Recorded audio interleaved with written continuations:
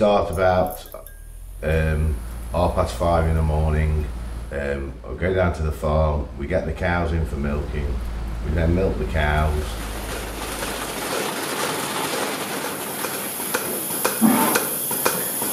Right, what we normally do is what we call pre-wipe, so we get a paper towel and wipe the udders of the cow. Then we force strip them, which is draw milk out of the quarter onto the floor, which is checking that it's clear of mastitis or anything that shouldn't be there isn't there. Then we put the units on, and then the units are ACRs, which is automatic cluster removers. When the cow drops below a certain flow rate of milk, the units come off automatically, and then we spray them with an iodine-based teat dip to help seal the udder up again so the infection doesn't get into them.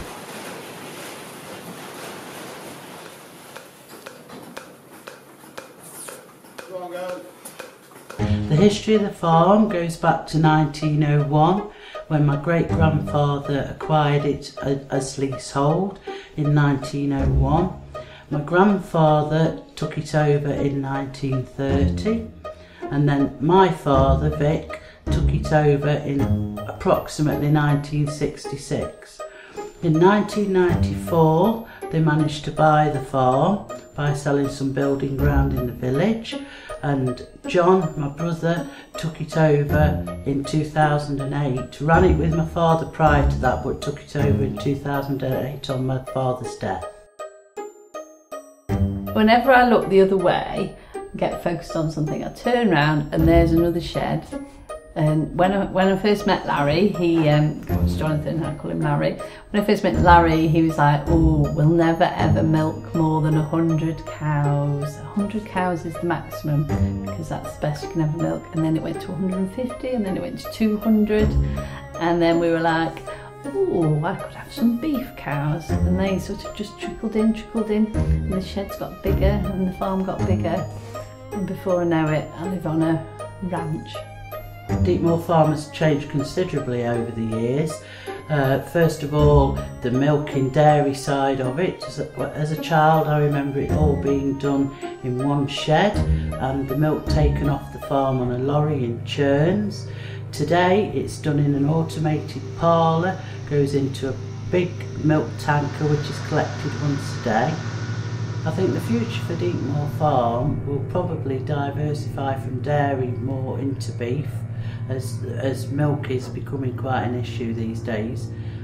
At the moment we're getting about 29 pence a litre for a milk. 18 months ago that price went down to 18 pence a litre, and my cost of production on a per litre is 22.5 pence. So every litre I produced on the farm we were losing 4.5 pence, which doesn't sound much, but when we're sending 5,000 litres a day, it mounts up, and it got to the stage where we thought, right, we've got to do something different, so we've got into more beef, and hopefully within the next 12 months we will finish the milk cows altogether and go just solely beef production. When I take over the farm, I would like to convert the farm into a full beef farm and get rid of all the milk cows.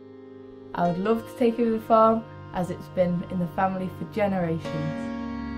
As far as the family continuing the farm, I do hope I've got 3 sons, and perhaps I think the youngest son might take it on. He says he wants to take it on. He doesn't like milk production at all. He doesn't like thinking of standing in the parlour for 2 or 3 hours each end of the day. I think he will take it on. Most likely we will be beef cattle.